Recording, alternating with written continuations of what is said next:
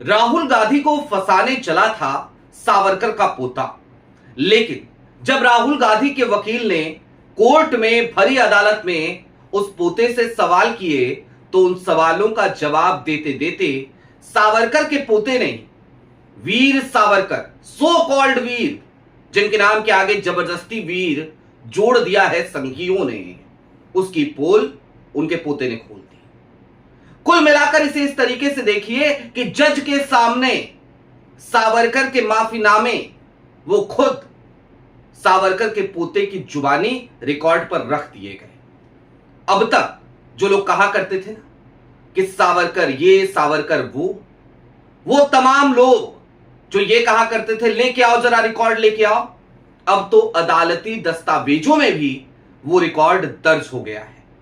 और सिर्फ माफीनामे का ही जिक्र नहीं बल्कि सावरकर ने कैसे अंग्रेजों से हाथ मिलाया उसका भी जिक्र खुद सावरकर के पोते ने कर दिया। सारी बातें जरा विस्तार से करेंगे और ये केस कितने दिलचस्प मोड़ों से होकर के गुजरा है, आज जरा सारी चीजों का खुल करके विश्लेषण करेंगे।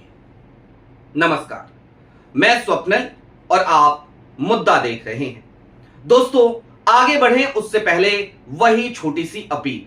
मुद्दा इन दिनों एक गंभीर आर्थिक संकट से जूझ रहा है। एक तरफ हमारे मेन बैंक अकाउंट्स बीते कई महीनों से फ्रीज चल रहे हैं, तो दूसरी तरफ हमारे 2.5 साल पुराने चैनल को हमसे छीन लिया गया था।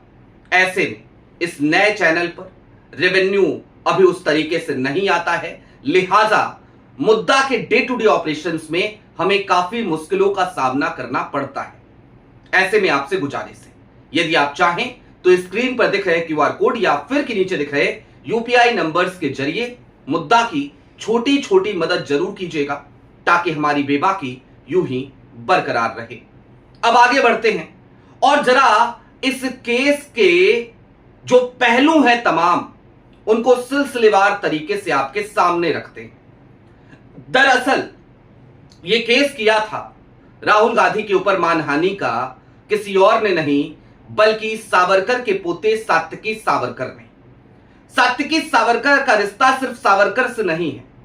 एक तरफ सात्विकी सावरकर के पोते हैं तो दूसरी तरफ वो नाथूराम गोडसे, जी हां, महात्मा गांधी के हत्यारे नाथूराम गोडसे, उनके नाती भी हैं। नाथूराम गोडसे के छोटे भाई गोपाल गोडसे के नाती भी हैं सात्विकी सावरकर।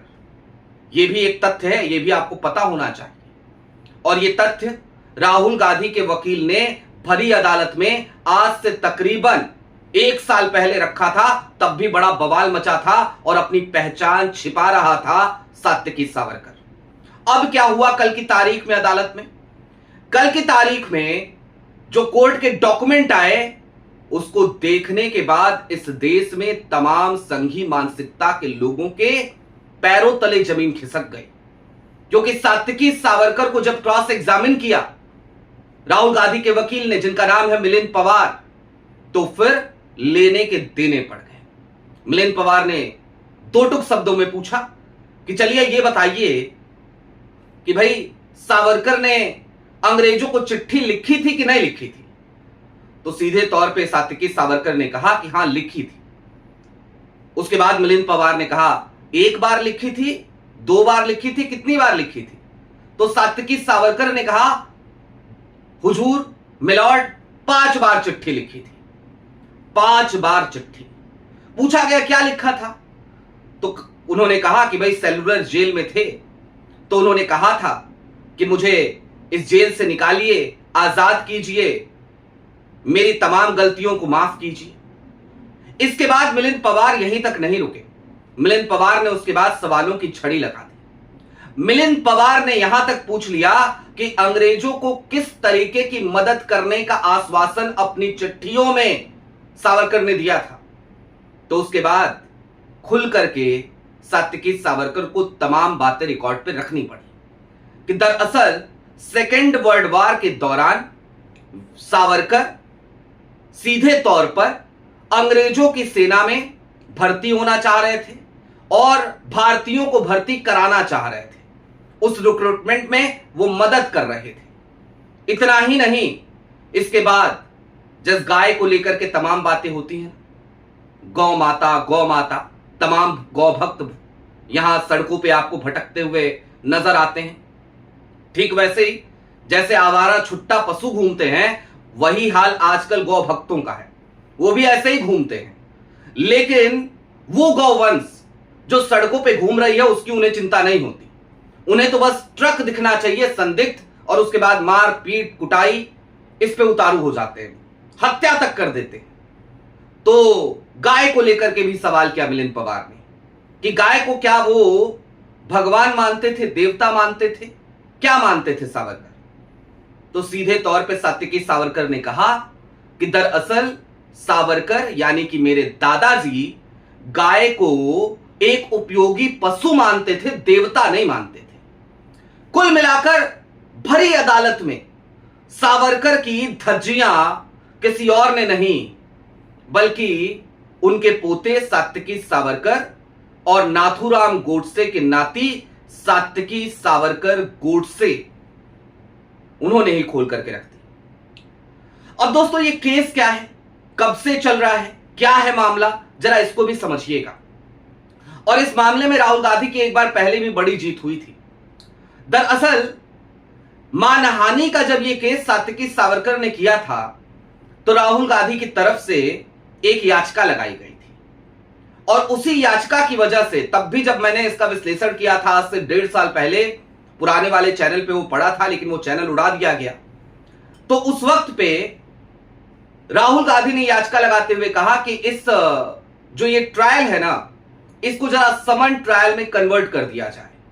सावरकर का पोता घबरा गया था, उसने कहा था नहीं इसकी जरूरत नहीं है, क्योंकि उससे भी पता था कि जब समन ट्रायल में ये केस कन्वर्ट हो जाएगा तो जाहिर सी बात है सवाल जवाब होंगे, क्रॉस एग्जामिनेशन होंगे, लंबी बहस होगी, और उन तमाम बहसों के बीच सावरकर की पोल पट्टी खुल जाएगी।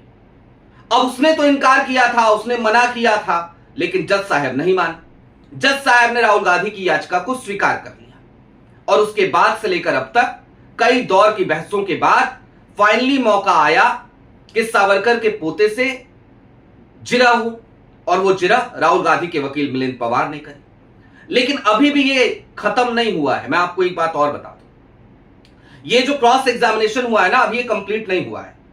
1 जून की तारीख फिर से पुणे के एमपी एमएलए कोर्ट ने मुकर्रर कर दी है, और 1 जून को एक बार फिर सात्विकी सावरकर आकर के कटघरे में खड़े होंगे, और वहां पे मिलिंद पवार सात्विकी सावरकर से फिर सवाल करेंगे, और सात्विकी सावरकर एक बार फिर शायद सावरकर की ही पोल खोलते हुए नजर आएंगे। अब देखिए कैसी अजीब सी विडंबना है ना, जो सात्विकी सावरकर खुद जाकर के अदालत में चिल्ला रहे थे कि हुजूर बड़ा अपमान कर दिया राहुल गांधी ने विदेश में, मेरे दादा का, मेरी मानहानि हो गई, मेरे साथ बड़ा गलत हो गया, मेरे दादा को इस तरीके से बोल दिया राहुल गांधी ने कि वो माफी मांगते हैं, वो माफी वीर हैं, वही अब उनकी मानहानि कोर्ट में करवा रहे हैं। क्योंकि देखिए सत्य सत्य होता है, सत्य और तथ्य को आप छिपा नहीं सकते, और कहते हैं ना कि सत्य परेशान हो सकता है, पराजित नहीं हो सकता। अब क्या होने जा रहा है इस केस में, जरा इसको भी समझ लीजिए, वस्तु स्थिति समझ लीजिए। दरअसल खुद जब सात्विकी सावरकर उन्हीं तथ्यों को कोर्ट में रख रहे हैं, उन्हीं का कबूलनामा है कि हां चिट्ठी लिखी, हां माफी मांगा, तो फिर भला राहुल गांधी ने जो अगर यही तथ्य बताए थे, यही तथ्य मंचों से कहा था, उनकी भाषा में थोड़ा सा अग्रेशन था, तो फिर राहुल गांधी ने क्या गलत किया था? यानी कि मानहानि का यह मामला भी अब समाप्त होने जा रहा है। आज हो, कल हो, 2-4 बहसों के बाद हो, 2-4 तारीखों के बाद हो, लेकिन अब यह मामला भी स्टैंड नहीं कर पाएगा। अब दोस्तों, मैंने कल कहा था आपसे कि राहुल गांधी के सितारे बुलंदी पर हैं, और मैंने यह भी कहा था कि इस देश की अलग अलग अदालतों से जिस तरीके के फैसले आ रहे हैं ना, वो ये बता रहे हैं कि इस देश में न्याय की उम्मीद थोड़ी सी बढ़ी है।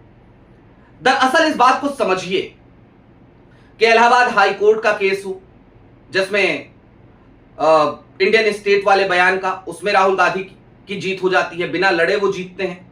विक्रम डी चौहान साहब खुद ही इस बात को ऑब्जर्व करते हैं और अपनी ऑब्जर्वेशन में कह देते हैं कि भाई केस नहीं चलाया जा सकता क्योंकि आलोचना का अधिकार राहुल गांधी को है, वो विपक्ष के नेता हैं और अगर स्वस्थ लोकतंत्र है तो उसमें आलोचना होनी चाहिए। जबकि राहुल गांधी ने वहां पर अभी अपना पक्ष भी नहीं रखा था, राहुल गांधी को नोटिस भी नहीं दिया गया था, उसके बावजूद राहुल गांधी जीत जाते हैं, बिना लड़े जीतते हैं वो केस। कोर्ट उन्हें परेशान तक नहीं करती।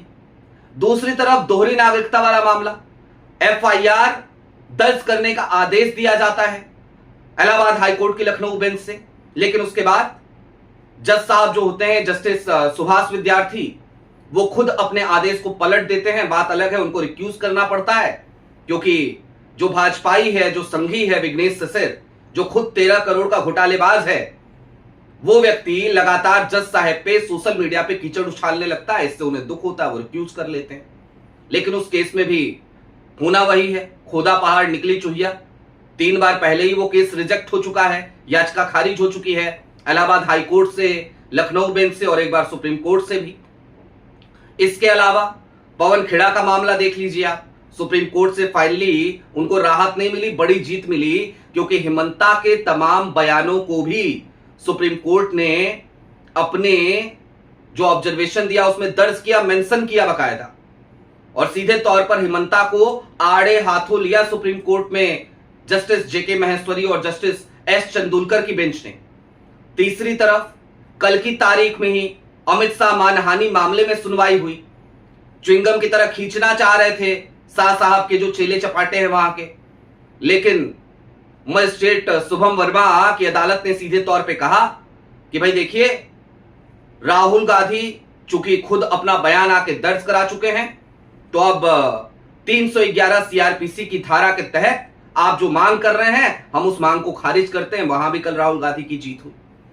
यानी कि बीते कुछ दिनों में लगातार देश की अलग अलग अदालतों में कांग्रेस और राहुल गांधी के सितारे बुलंदी पर हैं और लगातार भाजपा और संघ का इकोसिस्टम, भक्तों का इकोसिस्टम उनको लताड़ लग रही है, वो खुद एक्सपोज हो रहे हैं और तमाम जज साहिबान ऐसे ही नहीं छोड़ रहे हैं लोगों को, अपनी ऑब्जर्वेशन में ऐसी ऐसी बातें कह रहे हैं जिसके बाद इन सब के पैरों के नीचे से जमीन खिसकती नजर आ रही है। और दूसरी तरफ कांग्रेस का जो अपना इकोसिस्टम है, जिसको लेकर हम कहा करते थे बड़ा निष्क्रिय इकोसिस्टम है, वो भी एक्टिव हो गया है। वो अब इन तमाम संघियों को इन्हीं की भाषा में जवाब देने लगा है, वो भी अब एफआईआर खेलने लगा है, वो भी अब मुकदमा करने लगा है। लिहाजा इस बात को समझिए कि अब कम से कम देश की हवा और देश की फिजा बदलने तो लगी है। आपकी क्या राय है वो हमें कमेंट बॉक्स में जरूर बताइएगा। अभी के लिए दीजिए इजाजत। चलते चलते फिर वही अपील, चैनल पे नए हो तो सब्सक्राइब करते हुए जाइएगा, सक्षम हो तो मुद्दा की छोटी छोटी मदद उस दौर में जरूर कीजिएगा जिस वक्त पे मुद्दा को आपकी मदद की सख्त आवश्यकता है। बहुत शुक्रिया।